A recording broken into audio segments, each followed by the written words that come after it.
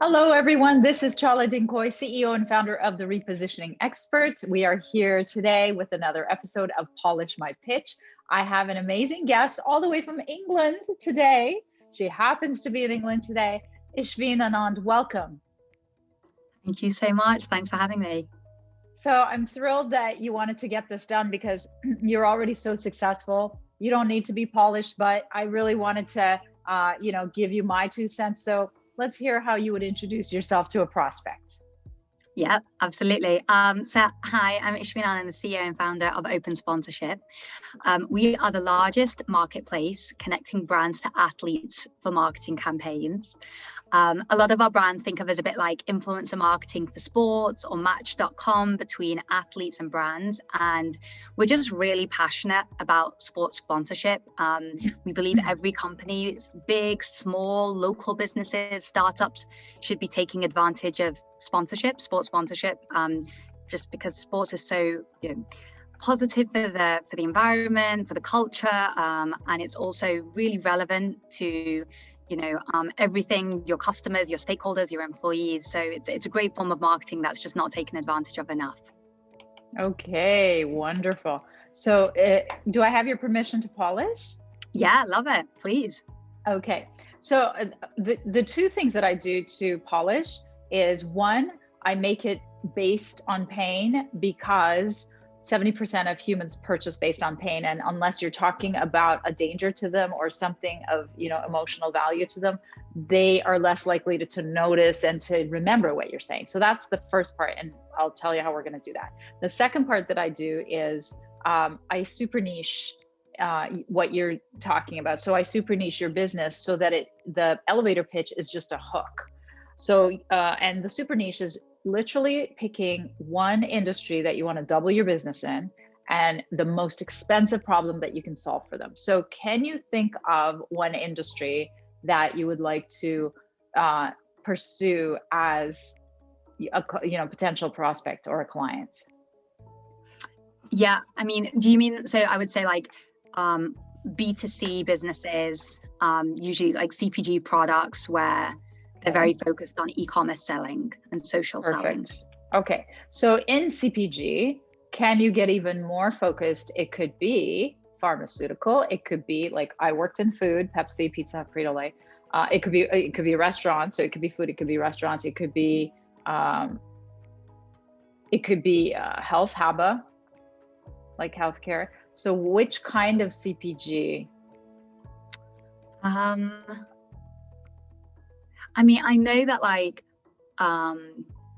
we always say kind of generic, but you're going to say this is too large, but we always say like kind of products that athletes would naturally be interested in. So for example, like apparel, fashion, beauty, health and supplements. So yeah, name any one of those that you think, and like, forgive me, this would not be off the cuff. We would do actual market research to find that out. Right.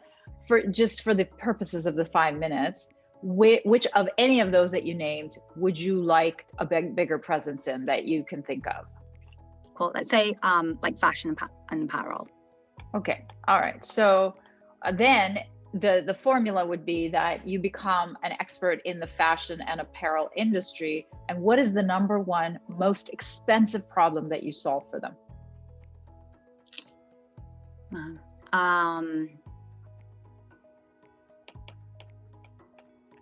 Like how to acquire customers better. Okay, so say more. What's the problem that they're having in acquiring customers with the way that they're doing it now? Cool. So I'd say like being relevant to their customers. So having brand ambassadors who speak to their customers, or people who kind of live and breathe their brand. I'd say something around connecting to their customers. So I love that. So what is the problem around connecting to the customer? So this is, again, we would go and talk to them. We would find out what their horse's mouth is saying. So maybe fashion apparel brands are, maybe their number one problem is Me Too's. Maybe their number one problem is private label. Maybe their number one problem is profitability. we don't know, around the becoming relevant to the customer. So then I'll make it up, because I never worked for fashion and apparel. I always worked in food, CPGs. But what would you say would be the number one problem that fashion and apparel companies have? I'm going to have to say it's probably profitability, right? Mm-hmm. Yeah. So, which I think is, I suppose it leans into like us saying that we are the great value, or we're cheaper than old ways of doing things. So I suppose it is that kind of idea that using us is, it helps your profitability. Yeah. Absolutely. It could absolutely be. Absolutely.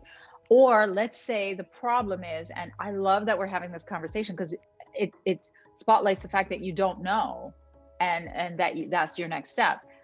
It could be that, let's say, millennials are not connecting.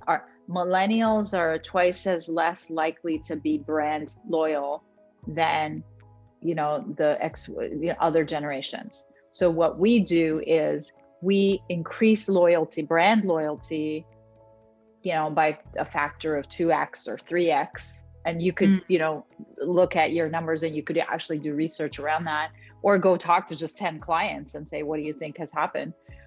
So that's what your super niche elevator pitch would be.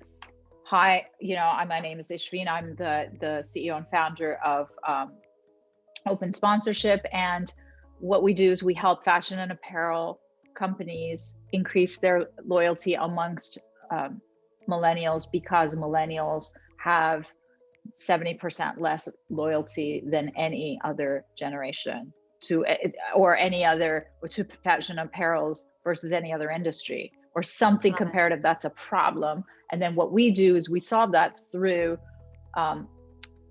sponsorship opportunities at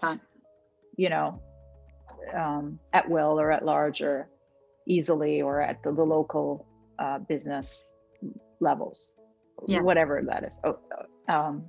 Because fashion and apparel will care less about the local maybe than, let's say, brick and mortar. So you see how your whole even case studies would change.